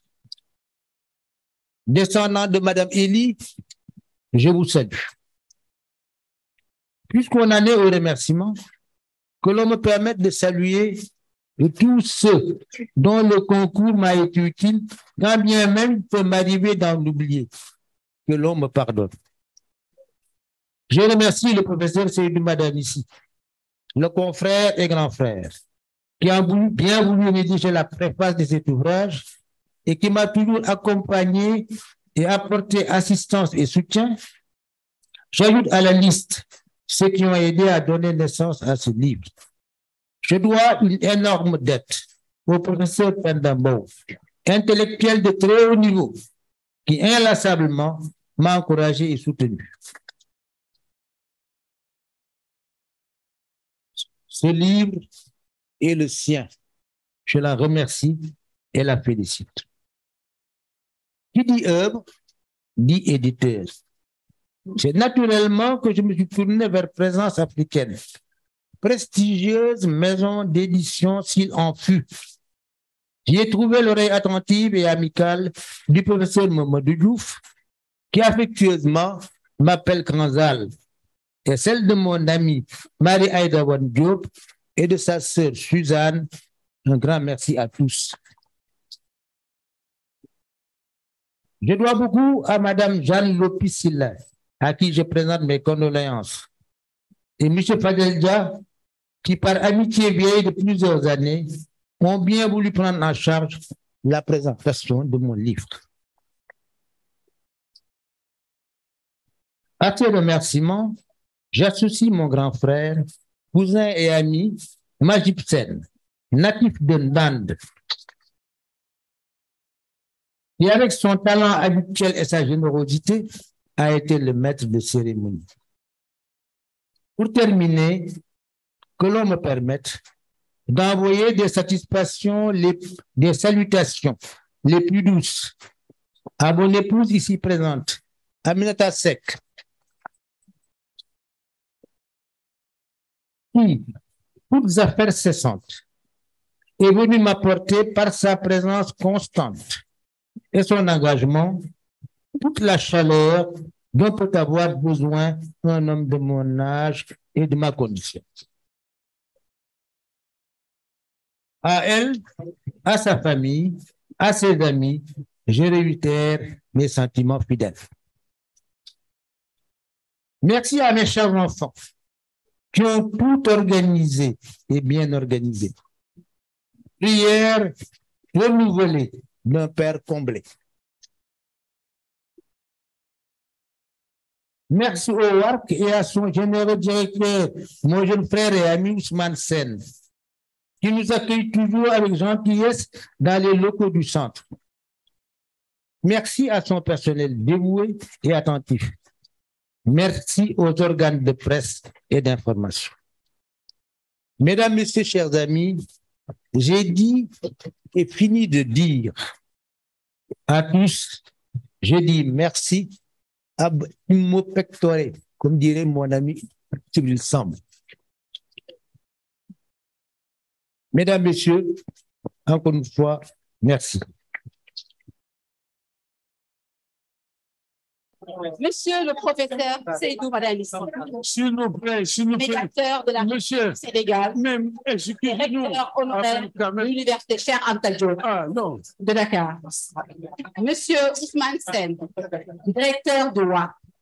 Monsieur Adama Fall, maire de Nantes. Monsieur le professeur Mamadou Diouf, historien. Monsieur Fadel Dia, géographe et écrivain. Madame le professeur Pendembo, historienne. Monsieur Majib Sen, maître de cérémonie.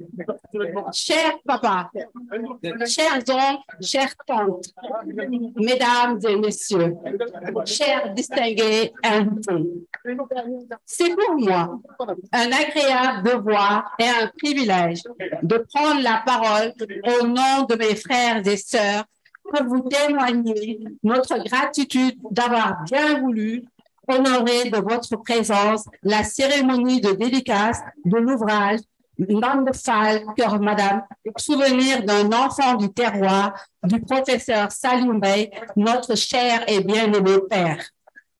Avant tout propos, permettez-moi de rendre grâce au Tout-Puissant, Allah subhanahu wa ta'ala, de nous avoir accordé l'opportunité de ce moment tant attendu et rêvé. Chers invités, nous voudrions également rappeler et honorer la mémoire de nos regrettés mères qui, arrachés à notre affection depuis plus de 2 décennies, n'ont jamais quitté nos cœurs et nos pensées. Nous voulons nommer ceux Mamfatou Gueye et Fatou Camara. Que la terre de Tivaouane, la Sainte, leur réserve un séjour paisible et harmonieux. Amin Ya Rabbi. Nos remerciements vont aussi à toutes les personnes qui, de près ou de loin, ont contribué à la réalisation de ce chef-d'œuvre. Nous, les enfants du professeur Salim Bey, en guise du témoignage et de reconnaissance pour ce précieux legs qui nous servira sans nul doute de boussole au quotidien. Avons composé un poème sous forme d'acrostiche où les initiales de chaque vers, lues dans le sens vertical, composent son prénom et nom. Mesdames et messieurs, permettez-moi de le déclamer. Papa Saliou Mbaye, socle incontesté de la Souma Familia Mbaye, tu représentes pour tes frères, sœurs, cousins, cousines, neveux, nièces, épouses, enfants et petits-enfants, la pierre angulaire des Mbaye Diagassi Fall. Amadou et Maguette, depuis le paradis, sont fiers de toi. Ils te contemplent et veillent sur toi, car tu portes haut le flambeau. Lié étroitement au terroir et bon conservateur, tu es le gardien du temple des us et coutumes à Dior. Intellectuel hors pair et taulier de la République, tu as marqué tes contemporains et servi avec loyauté et dévouement le Sénégal.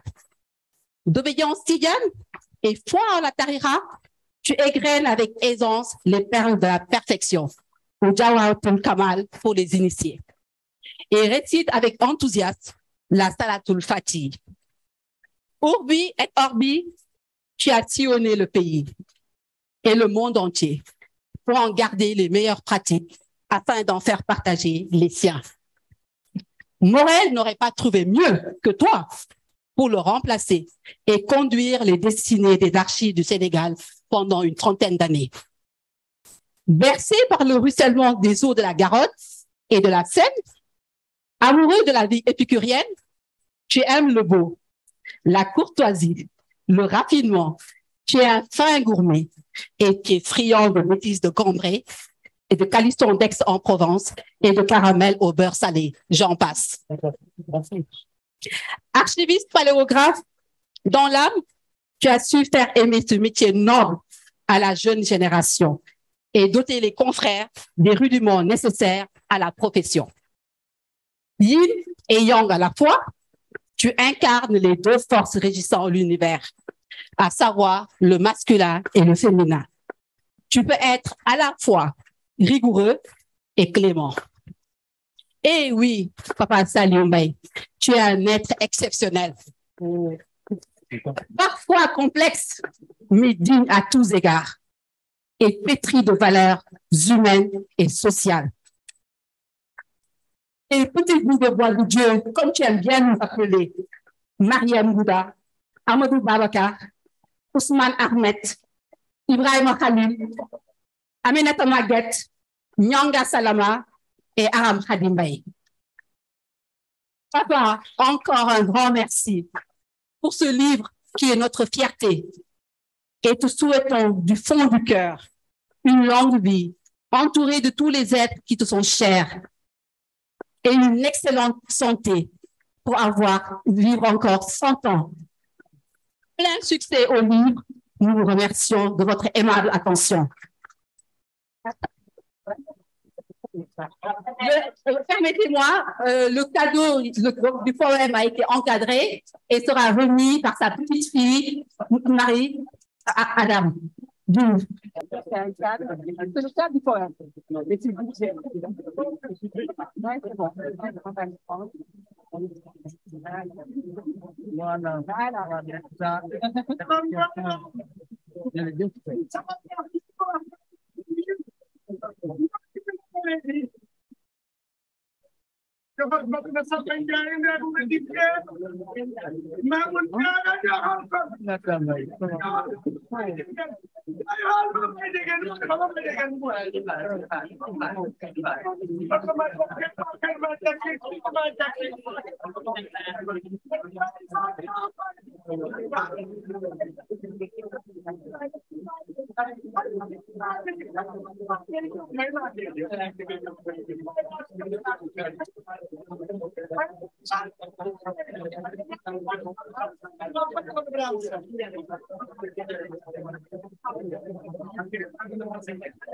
Mesdames, Messieurs, distingués invités, cher grand frère Saliou Mbaye, lorsque notre doyen le doyen de la famille et aîné Libas Ndiaye m'a désigné pour prendre la parole au nom de la famille à l'occasion de cette séance de dédicace du livre écrit par notre frère Saliou Mbaye, Ndande Fall Keur Madame, souvenir d'un enfant du terroir.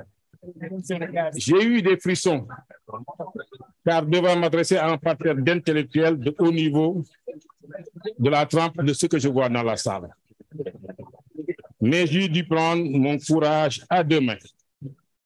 C'est pourquoi aujourd'hui, au nom de Libas Ndiaye, notre doyen, à mon nom personnel, au nom de mes jeunes frères, Baté, Pape Babakar, Moustapha, tous les trois nés en Ndande, de Ibrahima et de Madou, de mes sœurs Magat, nées aussi en Ndande, de Aminata, de Ndiaye et de Abba, de mes neveux et cousins, je dis salut à tout le monde.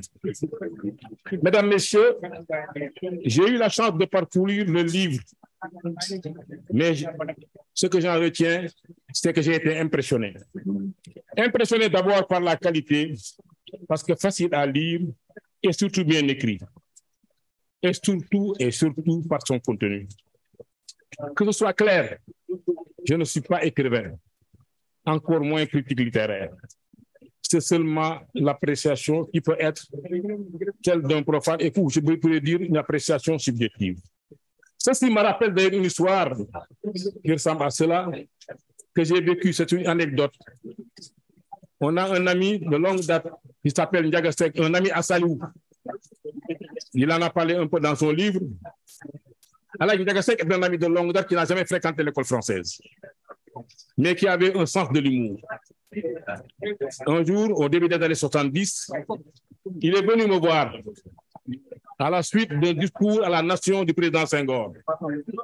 Je crois que c'était un 31 décembre et le lendemain, c'était un 1er janvier. Il vient me voir me dire en Wolof, Aladji Mbaye mu ne ma président Senghor toj na dëkk bi discours am toj na fii. Alors j'étais avec mon ami Talla Ndiaye, on était tous éberlués.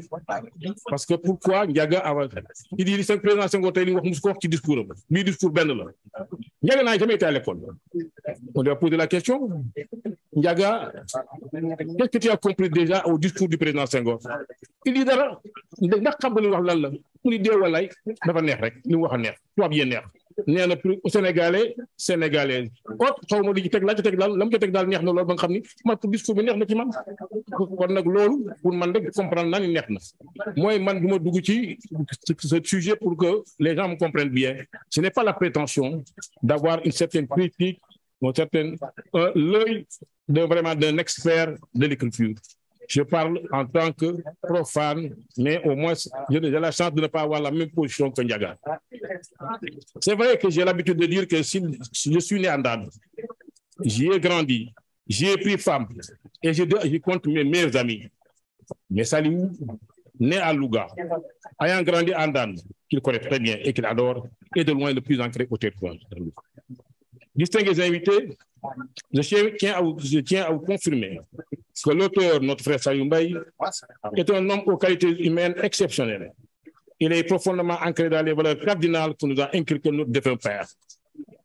C'est un homme qui a su créer l'unité autour de lui et parfaire ainsi le principal vœu de nos défunts parents. C'est pourquoi, au nom de toute la famille, je le félicite pour ce brillant ouvrage et le remercie pour avoir porté plus haut l'étendard de la famille Mbaye. Et en profite pour lui souhaiter longue vie, une meilleure santé pour nous accompagner le plus loin possible. À vrai dire, bien que je sois son jeune frère, je n'ai découvert Saliou, à vrai dire, qu'au lycée. Alors que j'étais en première, je suis arrivé en 6e au lycée Charles de Gaulle.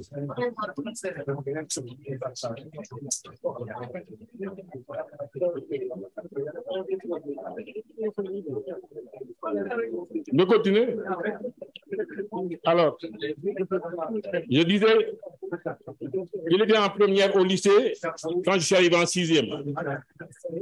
Mais j'ai eu la chance de cohabiter avec lui pendant 1 an au moins à l'externat chez notre oncle Ibrahima Ba, avant d'intégrer l'internat. 3 choses m'ont séduit en Saliou. Premièrement, il était brillant élève et forçait l'admiration de tout le monde au lycée. La distribution des prix en fin d'année prouvait à suffisance, car toujours meilleur de sa promotion. Seul le prix d'éducation physique lui échappait. Deuxièmement, j'ai été subjugué par l'attention que lui vouait le proviseur Amtata Sarr, le censeur Barki Diallo, les professeurs, la secrétaire Mme Pagès, les surveillants généraux, les Dembaï et tout le personnel administratif. Troisième chose, son élégance, qui était pour tous notée au niveau des élèves. Tous les élèves n'avaient de mots que l'élégance de Saliou Mbaye.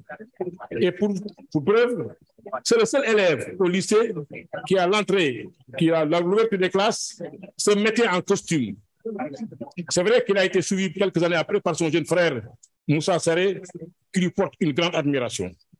En terminant, je voudrais au nom de tous mes amis d'Indande, Moussa Sarré, Kébé Ndiaye, Papa Hassan Dieye, Diangana Diagne, Daoud Gueye, Mohamedou Ndaw, Pape Khar Diouf, le remercier pour les propos élogieux qu'il a tenus dans ce livre à l'endroit de notre groupe. Enfin, je recommande à nos enfants, nos petits-enfants et neveux, de s'approprier cet ouvrage qui doit être leur lever de chevet, leur livre de chevet, comme le Khilaf Sab de Cheikh Sidi Al-Mali radiallahu ta'ala pour les musulmans et en général pour les adeptes de la tariqa Tijani. Je ne peux terminer sans avoir une pensée pieuse pour nos défunts parents, Elhadji Amadou Mbaye Adja Maguette Thiam, qui de là où se trouvent sont en train de veiller sur nous. Une pensée pieuse aussi pour ma défunte épouse, Adja Ndeye Dior Diop, native et ordinaire d'Indane, qui m'a accompagné pendant 43 ans et qui était profondément attachée au terroir. À tous, que le paradis soit leur domaine éternel. Merci, cher grand frère. Merci, cher grand frère magicien. Monsieur le professeur Madani, merci. Merci pour tous les invités et vraiment de votre attention. Merci bien.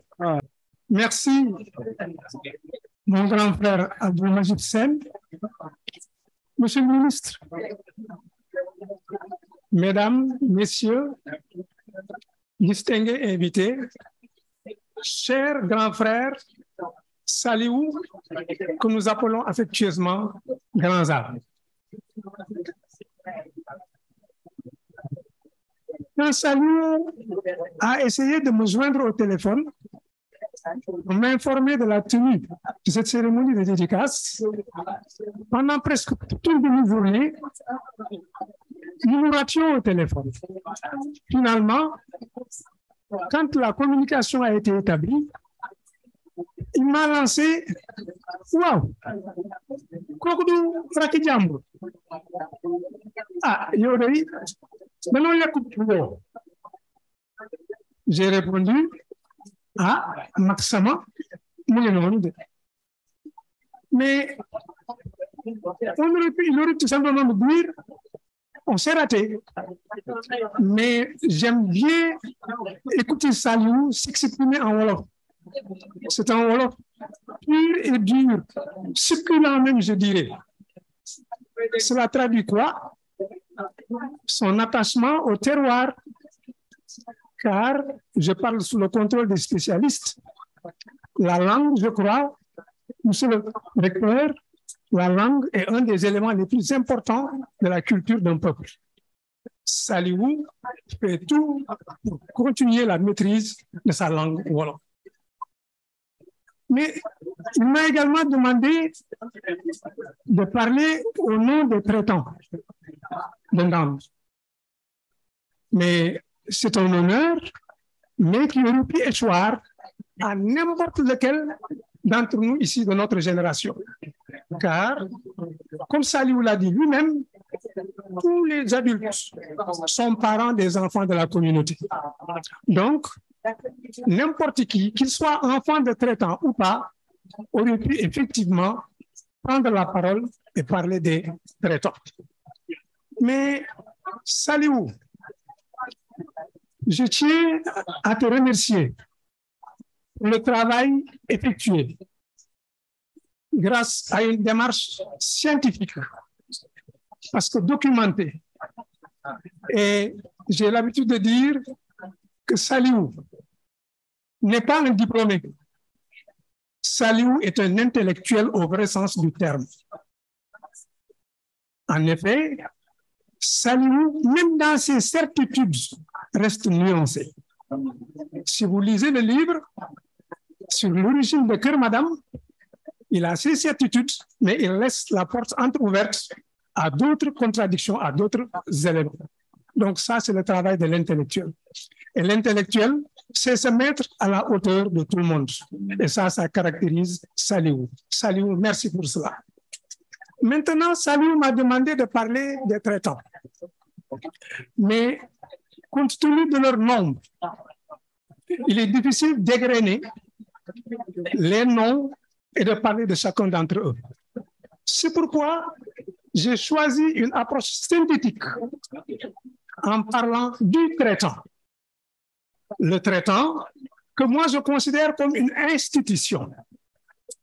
Le traitant qui est le gardien du temple. Le traitant qui incarne un certain nombre de valeurs.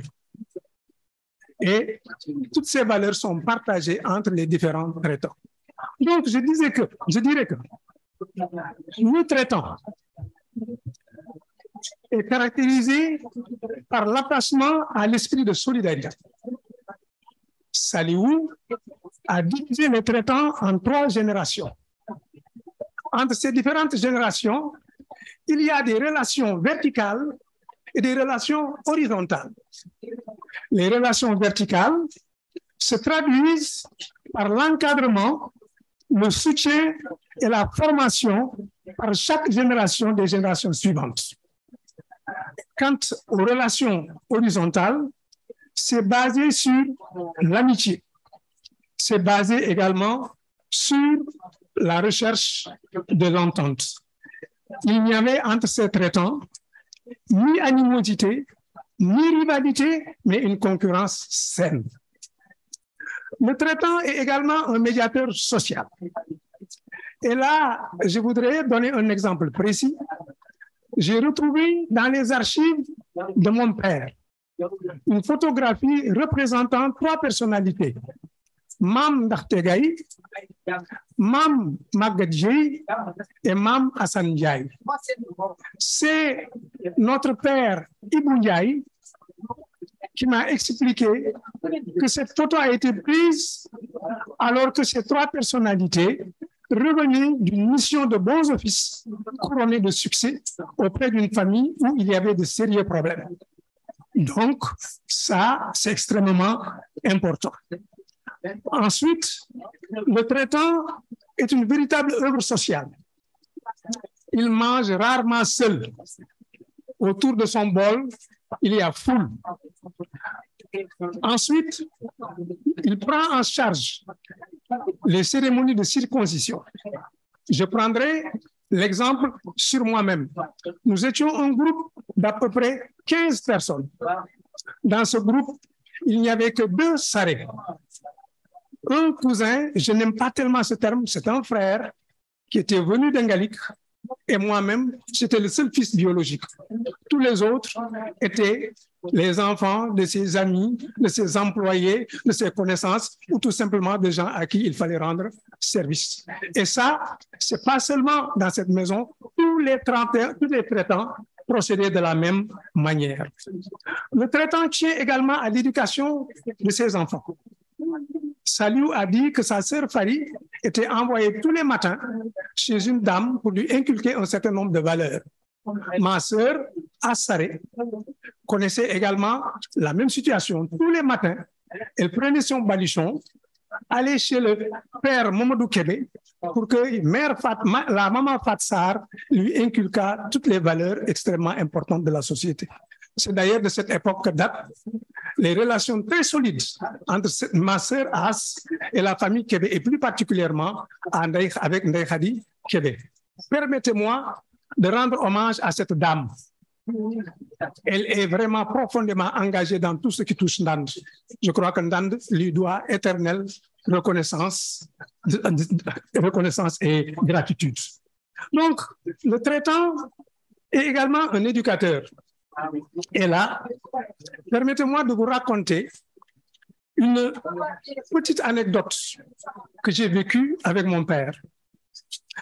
Jeune adolescent faisant ma crise, j'ai défié l'autorité de mon frère aîné.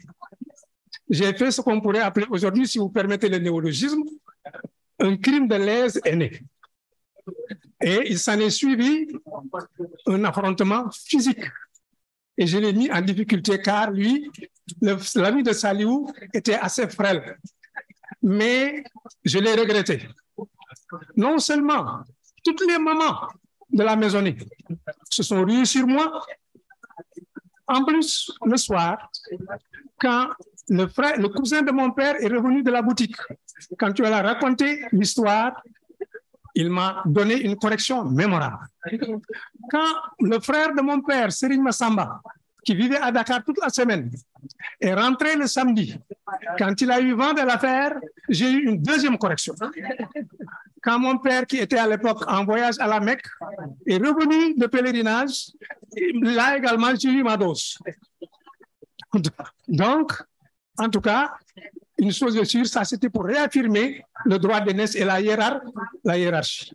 Mais ce même père m'a donné un autre exemple de tolérance. Tous les jours, quand je revenais de l'école élémentaire, j'entrais dans sa chambre, subrepticement, et il y avait un bahut sur lequel étaient alignées de petites calebasses remplies de lait caillé. Et j'en soulevais et buvais à satiété. Et il devait se demander régulièrement qui était l'auteur. Un jour, après avoir accompli mon forfait, je me suis retourné, la main à la hauteur de la bouche pour m'essuyer le visage. C'est en ce moment que je suis tombé nez à nez sur lui. Nos regards se croisèrent, mon sang se figea et mon corps se mit à trembler. Mais tenez-vous bien, il maintint le rideau au-dessus de ma tête, fit un pas de côté et me laissa passer tranquillement. Nous n'en avons plus jamais parlé, mais j'avais compris. La leçon a été bien administrée, mais également elle a été bien assimilée. Donc, pour ne pas retenir les gens trop longtemps, je terminerai tout simplement en disant que les traitants ont été les gardiens du temple. Ils nous ont laissé un legs qui est un patrimoine immatériel inestimable que nous n'avons pas le droit de laisser disparaître. Il appartient à chaque Ndandois de le préserver et de le transmettre. Il faut que chacun s'y emploie. Donc, je terminerai en remerciant encore une fois Saliou, mais en formulant également des prières à l'endroit de l'assistance. Je souhaite à chacun une longue vie et une meilleure santé. Des prières également à Saliou Mbaye et à ses deux amis que sont Sangone Sall et Ibrahima Sarré. Je vous souhaite une longue vie et une meilleure santé, car vos familles ont encore besoin de vous. Ndande a encore besoin de vous. Le Sénégal a encore besoin de vous. Je terminerai en disant tout simplement, vive Ndande, vive le Sénégal. Je vous remercie.